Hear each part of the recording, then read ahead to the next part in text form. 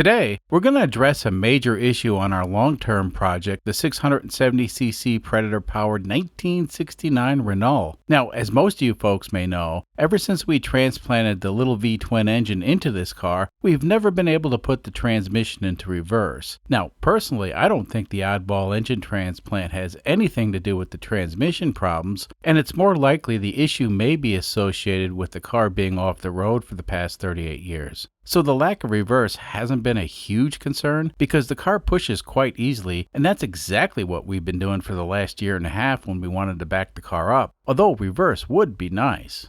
Anyway, now that we've sorted out a lot of other problems, perhaps it's time to take a look at and possibly repair the transmission on this vintage French-built car. Now, it's been a while since I tried putting the car in reverse, so before we dig into the transmission, let's confirm reverse still doesn't work.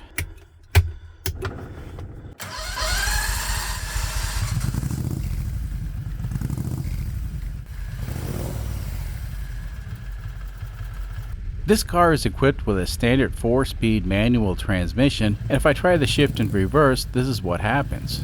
Watch this.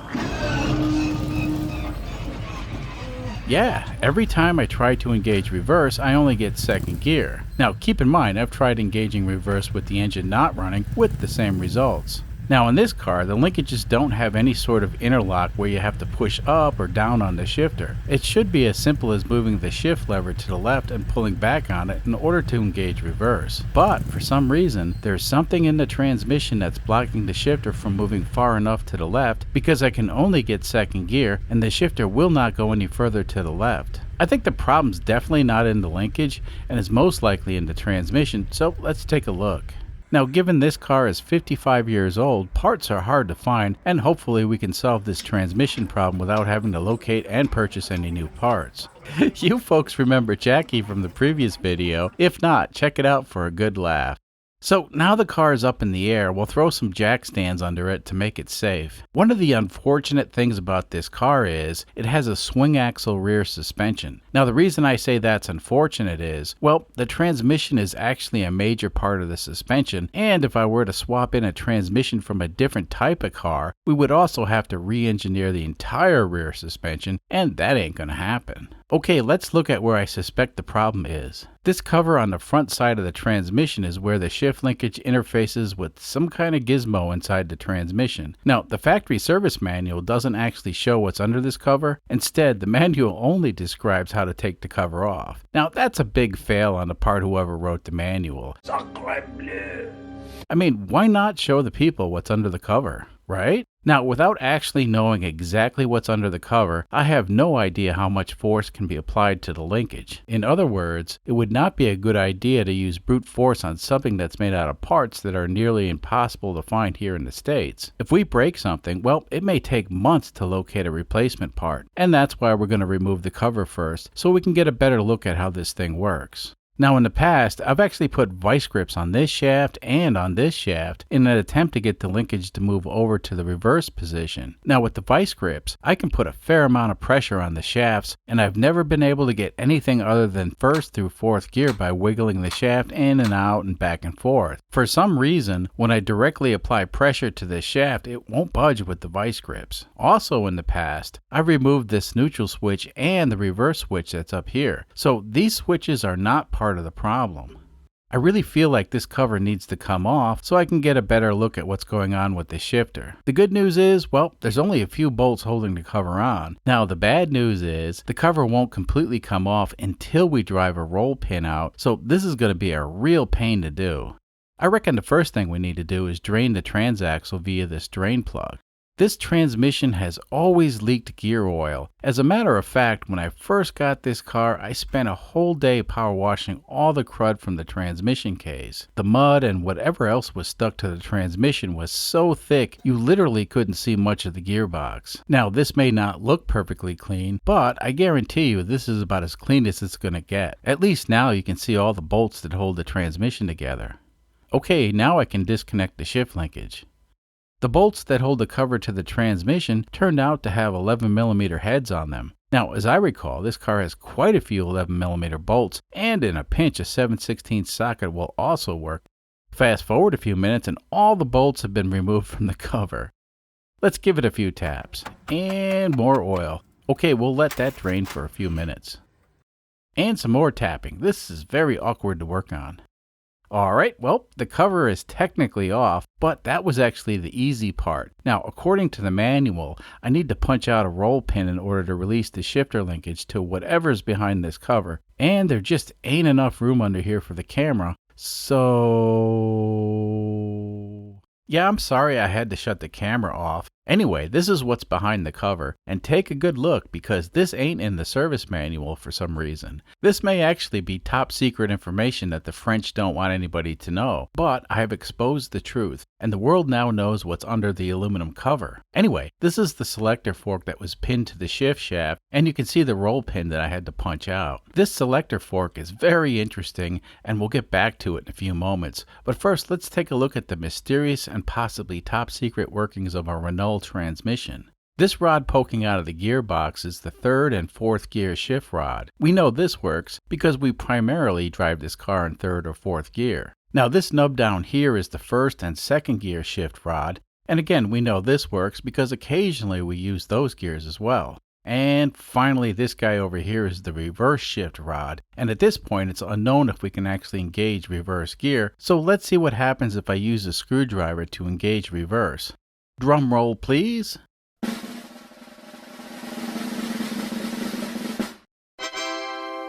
Yes, the reverse gear shift rod will move, and now let's try to put it back in neutral. Yep, it looks like the inside of the gearbox reverse mechanism is functional. So where's the problem? Well, let me show you. So this is the selector fork we looked at just a few moments ago, and for reference it actually fits in a transmission like this. Of course, now we can see what's going on now that the cover has been removed. Anyway, as shown, the selector fork is in the third or fourth gear position, so at this point, if the shaft moves in or out, that will engage third or fourth gear. Now, if the selector fork rotates this way slightly, the nub will clear the third, fourth gear shift rod, and now this nub will line up with the first and second gear shift shaft. Now, this is impossible to show due to the unfavorable camera angles under the car, but in this picture you can see the first and second gear shift rod, and like I said, this nub will now line up with this. So far, so good. Now the problem is, when we try to rotate the shift fork further this way, well, this plunger will come in contact with this steel rod here. Now this is by design, and it's to prevent the operator from accidentally placing the gearbox in reverse. This plunger is stuck in the shift fork. I kind of assumed that there is a spring inside here pushing the plunger out, and I can't seem to press this plunger into the selector fork with all my strength. Could it really be this simple? Let's try something. So if I hit the plunger with a hammer, will that break it free? Let's see. Yep, it moved. Very interesting. Is it possible this was the problem all along? Yeah, it moves now, but it's very stiff. I wonder what kind of spring's inside this thingy. Well, let's find out.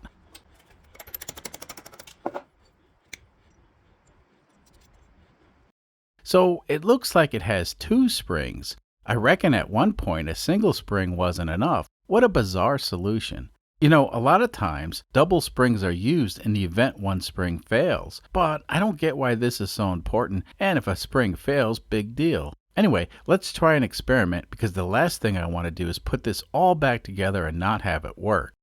So this is the cover that hides all the important parts that Renault doesn't want us to see. For this experiment, I'm substituting the shift shaft and the reverse barrier shaft with steel punches of the approximate size. Now, so you can visualize how all this works, I'll install a selector fork and show you what's going on. So right now I'm simulating moving the shifter like this. And as you can see, the shift fork has full range of motion. Well, that's because we haven't reinstalled the plunger yet. Now I can certainly put the old springs back into the plunger and hope for the best, but I ain't going to do that. You see, if this doesn't work, well, that's it. I'm not going to open this transmission up again because it ain't easy working on this thing. So let's cheat and put a lighter spring in there. At least with the lighter spring, we can keep the plunger in place and we won't ever have to worry about the plunger getting stuck again. Alright, let's see how this works. And it works perfectly. And what I mean by that is the plunger really doesn't offer much resistance, and that's exactly what I want. You see, I'm not worried about accidentally shifting into reverse, and I don't need this plunger thingy to work perfectly. Actually, I don't need it at all. And the reason is, we only use third and fourth gear on this transmission. Yep, that's right. First and second gear are never used, unless I'm showing the YouTube audience how useless first and second gear are. Now, if you're new to this channel, the reason first and second gear are never used on this car is, well, this car's been modified to have a CVT or continuously variable transmission between the two-cylinder Harbor Freight engine and the stock Renault transmission. So basically it has two transmissions. And now we use the Renault transmission for low and high range, which is third and fourth gear. That's the way it works, and I have absolutely no intention of ever changing it because it's simple and I like simple. Anyway, at this point, I'm pretty sure all I have to do is slap the transmission back together and we're back in business. Fast forward 24 hours and the transmission's back together. Let's see if the transmission will shift into reverse.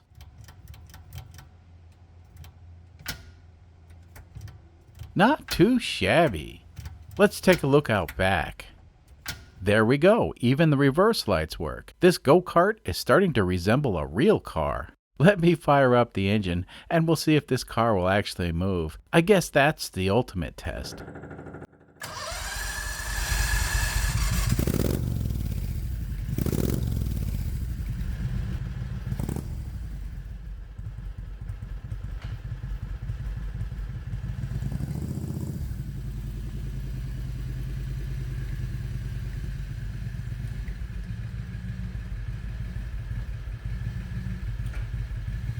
So the reverse lights and the brake lights will only work if the main ignition switch is turned on, and I always forget to switch that on. The good news is reverse works.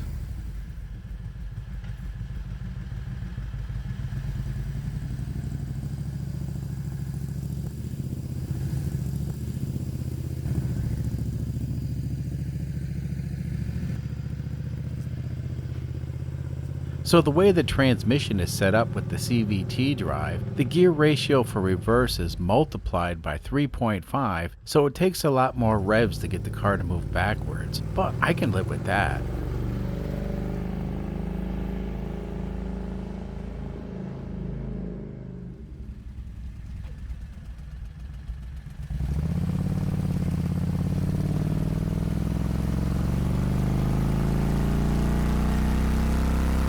Let's drive downtown and see if I can get into some trouble. Now, despite the fact that we have a lawnmower engine propelling us, this car is actually pretty quick and I have to keep an eye on my speed.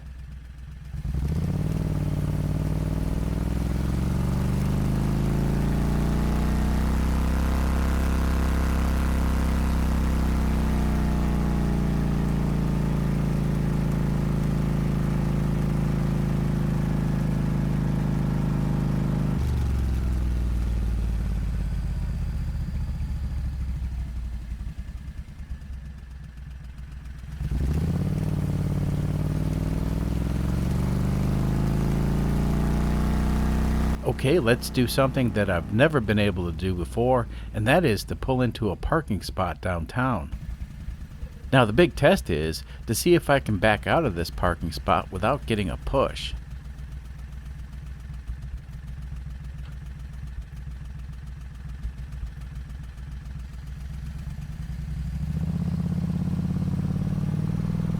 Ah, yes, it's like butter.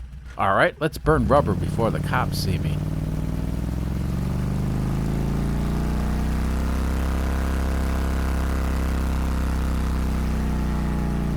I reckon from this point I can pretty much drive this car anywhere. Now, something as simple as not having reverse has kept me from driving this car a lot of the times, so this is awesome.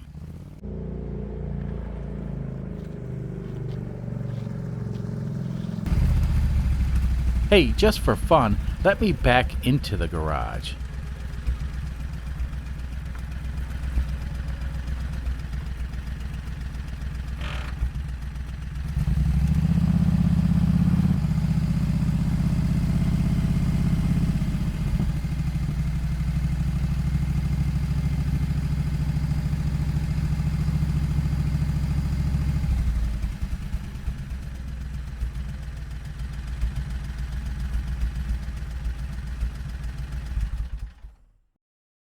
You know, a little bit more than a year ago, this car was going to be sold for scrap, and a fellow YouTuber by the name of Mr. Goodpliers actually rescued this car by purchasing it at an auction for pretty much nothing. Anyway, I got a hold of Mr. Goodpliers and struck a deal because I saw potential in this ugly little French car. Well, fast forward a bit, and the car is finally done. It's hard to say, but at this point, I feel the car is still more of a go-kart than a real car. But for the most part, it can do a lot of real car stuff, except be driven in the rain, snow, or on really windy days. Now, the wind isn't really much of a problem, but with all the windows up, the wind will blow right through this car and you pretty much get a windstorm inside the car. Anyway, I think that's about it for today, and thanks for hanging out with me, and we'll see you next time. Until then.